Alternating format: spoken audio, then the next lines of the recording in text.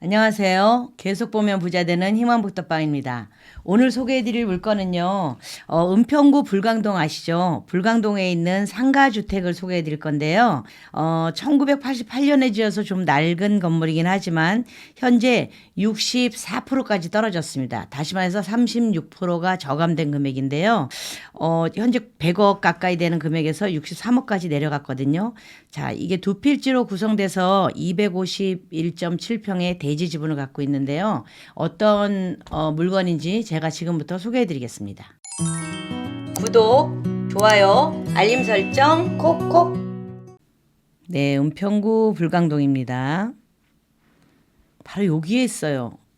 처음에 저는 봤을 때 여기 이제 고시원도 있고 그러거든요. 뭐 이렇게 목욕탕도 있고 사우나, 고시원도 있고 뭐 PC방도 있고 여러 개 있습니다. 그래서 고시원 학생들 공부 잘하라고 이렇게 그린색으로 했나 보다 이런 생각을 했습니다. 저만 그런지 모르지만 학생들에게 이제 그린색 이런 게 되게 평안한 안정감 이런 걸 주잖아요. 예. 그래서 대부분이 고시원인데 현재 룸이 뭐 70개가 넘는 고시원 룸을 가지고 있습니다. 굉장히 커요. 여기 용강 사우나도 있죠. 사우나, 뭐 에어로빅, 벨리댄스, PC방 다 있는데, 네, 여기는 주차장이고요. 네. 그리고 쪽으로 보면, 예.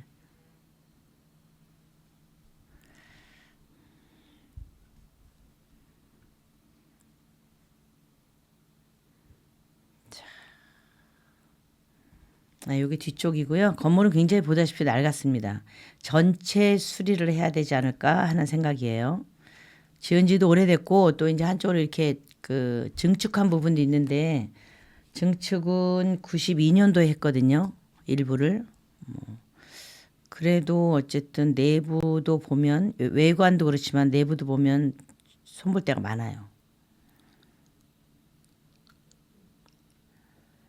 여기 계단으로 한번 들어가 보면요.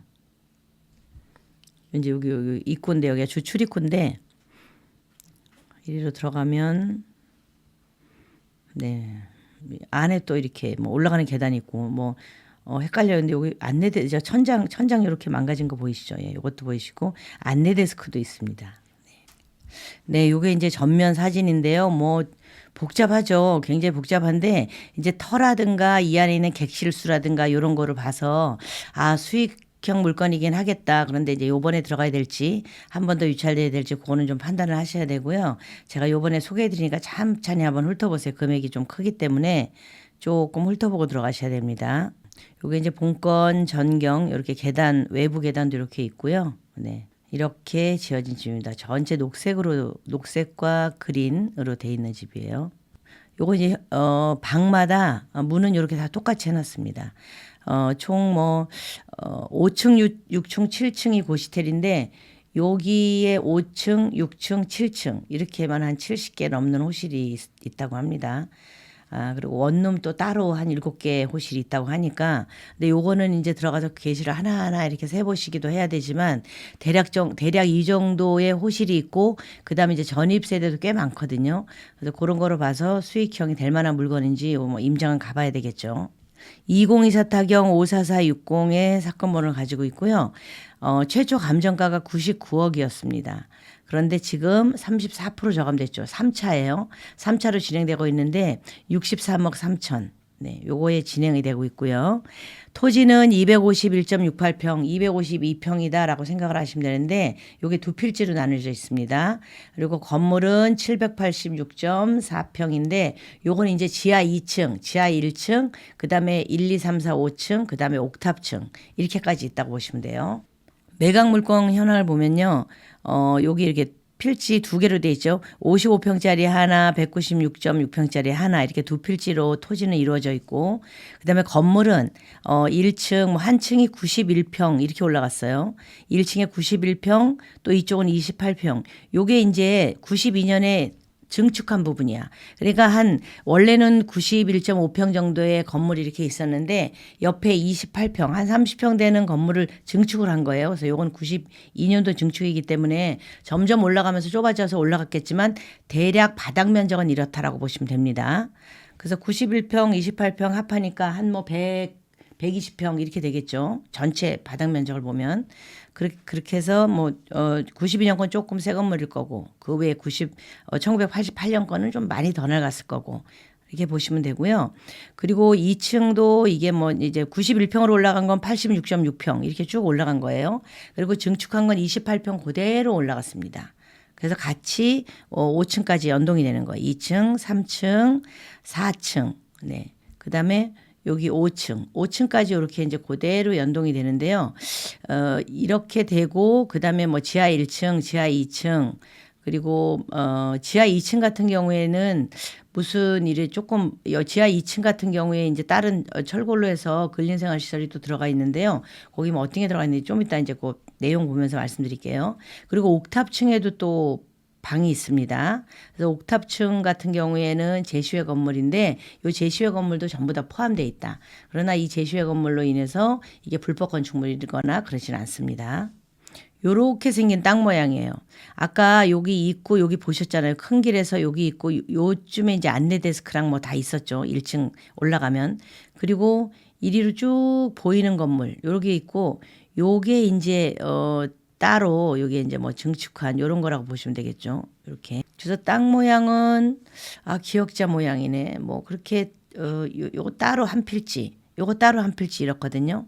건축물 정보를 보면 각 뭐 세대호 이런 건 자세히 안 나와 있고 여기에 보면은 5개씩 주차가 가능하고 그다음에 옥내 자주식 주차가 있어요. 거기 또 7대 할 수 있고 그래서 총 주차 8대가 가능하다. 그러니까 여기 이제 전부 고시원으로 돼 있으니까 아마 주차 대수가 그렇게 많이 되지는 않습니다. 근데 만약에 용도를 좀 바꾸거나 다른 거로 하실 것 같으면은 주차장을 조금 확보하거나 늘리거나 외부에 뭐 이런 기계식 주차장 그런 게 좀 있어야 되겠죠.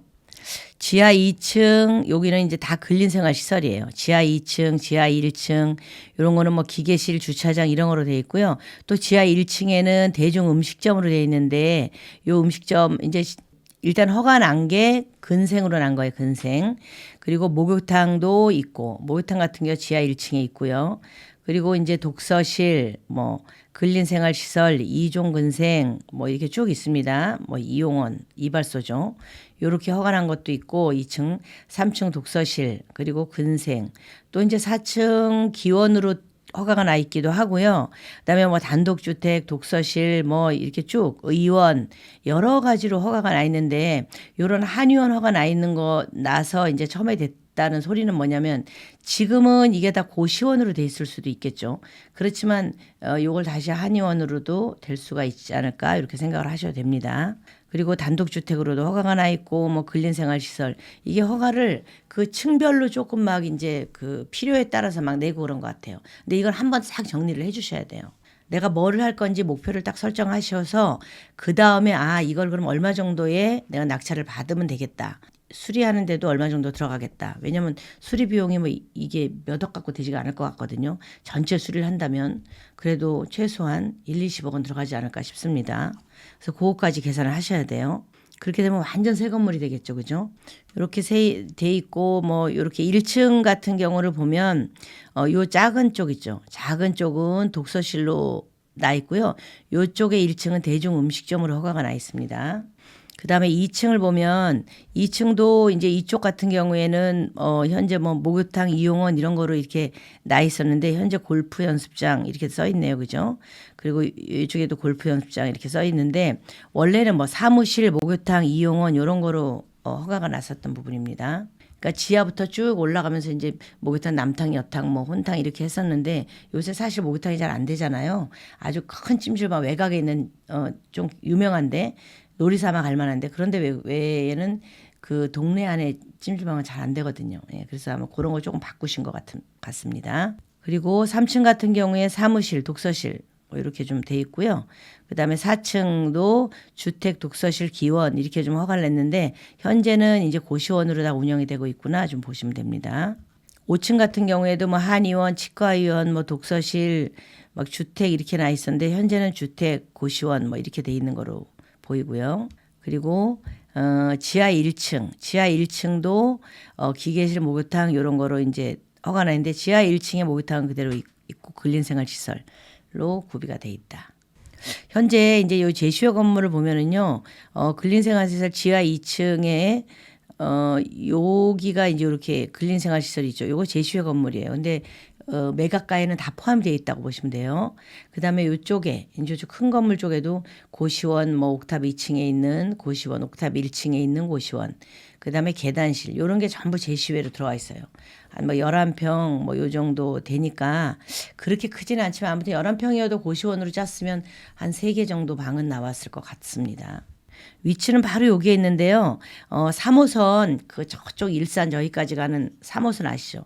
그 연신내역이에요. 요 연신내역은 근데 3호선도 있고 6호선도 있고 더블 역세권인데 여기서 좀 멀기는 하죠. 근데 걸어서 한 12분밖에 안 걸려요. 뭐 그렇게 멀다고 볼 수도 없어요. 그리고 독바이역은 6호선 하나만 있거든요. 그러니까 여기 도보 15분이다. 그러니까 이게 3호선은 이쪽으로 쭉 해서 일산까지 쭉 가는 거고 여기 6호선은 일로 이제 쭉 가서 뭐 독바이역 이쪽 연신내 이쪽 불광도 이쪽으로 쭉 가죠. 그래서 요렇게 중간에 더블 역세권이 있는 연신역에서 도보 한 12분. 뭐 천천히 걸어도 한 15분 되겠네요. 그죠?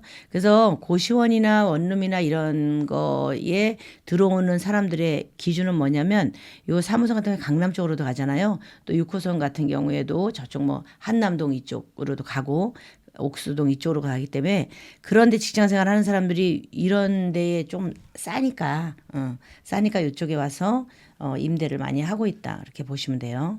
이게 건물 이제 주변의 시세하고 좀 비교를 해봐야 되는데요. 이게 5층 건물이고 현재 경매 3차잖아요. 3차인데 99억에서 63억으로 떨어졌습니다. 36%가 저감된 거죠. 자, 사용 승인은 1988년에 났고 그다음에 1992년에 또 증축이 한쪽은 됐고 28평짜리는 됐다고 보시면 되고 대지는 두 필지로 251.6평입니다. 그리고 전체 건물 면적은 786.4평이다라고 보시면 됩니다. 이렇게 계산했을 때 평당 가격이 2,518만 원인데요. 여기가 오늘의 물건이거든요. 오늘의 물건인데 그 옆에 한번 볼까요? 길 건너에 보면 여기가 현재 이제 요건 실거래된 금액입니다. 실거래된 금액이 4,871만 원에 거래가 됐어요. 요 평당 가격입니다. 그럼 요 현재 오늘 물건의 2배 정도 된다라고 보시면 되겠죠. 그다음에 거기서 조금 더 이렇게 이쪽 오면 여기는 거래된 게 3,988만 원에 거래가 됐어요. 그러니까 뭐예요? 4천만 원에서 4,800만 원 사이로 두 개는 거래가 됐다. 이게 실거래된 내용이거든요. 그래서 여기 길가에 있는 거, 요 오늘의 경매 물건도 길가에 있죠. 그런데 전철에서 보면 요 두 물건이 좀 더 가깝죠. 그렇죠? 요건 조금 더 들어갑니다.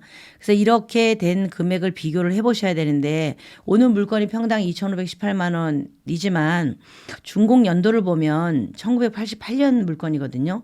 근데 요 물건은 1980년도 물건이고요. 더 오래된 거예요. 더 오래됐는데 3,980만 원에 거래가 됐고 그다음에 요거는 2018년 물건이니까 새 거잖아요. 그래도 요 새 건데 요 물건은 4,871만 원에 거래가 됐다. 그러니까 평당 한 900만 원 정도가 더 비싸게 거래가 된 거죠. 요 물건보다. 그래서 평당 한 900에서 1,000만 원 정도가 리모델링비로 들어가야 되지 않을까 뭐 이렇게 생각을 해보셔도 될 것 같아요.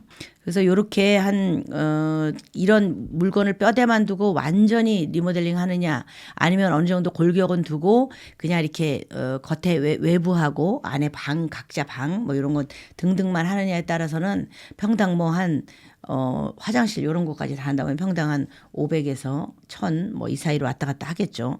그런 거 감안을 하셔야 되고요. 그리고 여기 이제 나와 있는 물건이 있습니다. 물론 요 물건은 전철역에서는 더 가까워요. 오늘 경매 물건보다.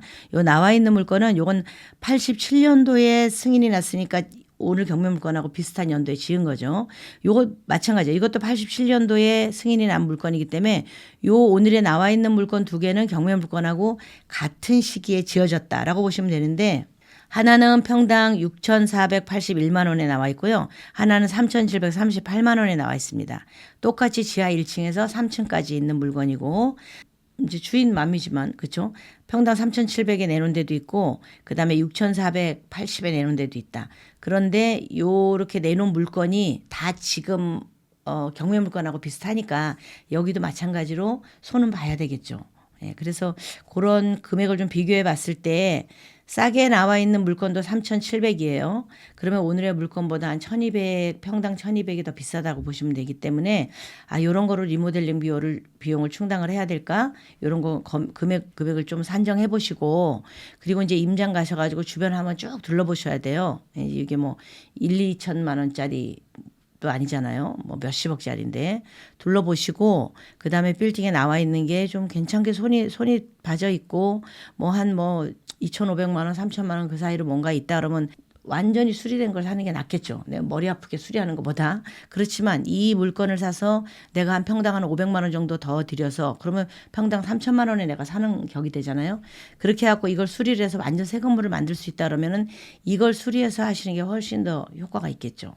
크기도 하고 그리고 그다음에 또 이제 여기에 현재의 그 고시원이나 이런 게 다 칸막이가 돼 있기 때문에 그런 거를 잘 생각을 해보시면 계산을 해서 내 그 수익률을 좀 따져 보셔야 되거든요. 그런 거 한번 직접 임장 한번 가보시기 바랍니다.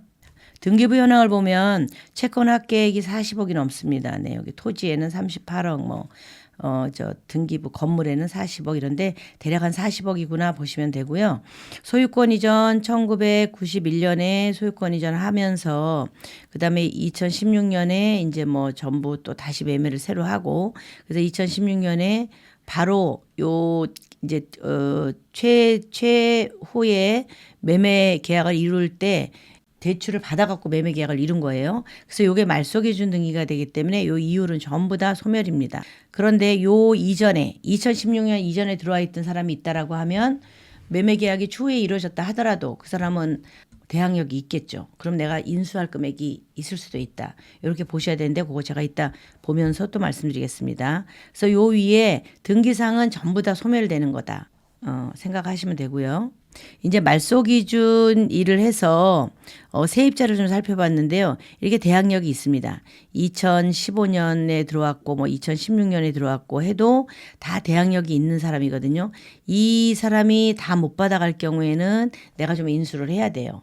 이분 같은 경우에는 주거용으로 1억 보증금 있고 그다음에 점포 골프 연습장으로 또 3억 3천 보증금 들어가 있고 그다음에 4층에 또 골프 연습장으로 또 2천만 원 들어가 있고 보증금이겠죠 이거는. 그다음에 3층에 또 골프 연습장으로 뭐 2천이 또 들어가 있습니다. 그러니까 총 들어가 있는 게 4억 얼마 한 5억 가까이 되겠죠. 요게 전부 다 대항력이 있다고 보셔야 돼요. 대항력이 있는 금액인데 이 사람이 얼마를 받아가냐. 그 받아가는 금액 외에는 내가 인수를 해야 되겠구나 생각을 하셔야 됩니다. 그 외에는 전부 대항력이 없기 때문에 괜찮은데 다음 장 또 볼까요? 그런데 뒷장에 보면 뒷장에 또 요 대항력이 있는 사람 있죠. 예.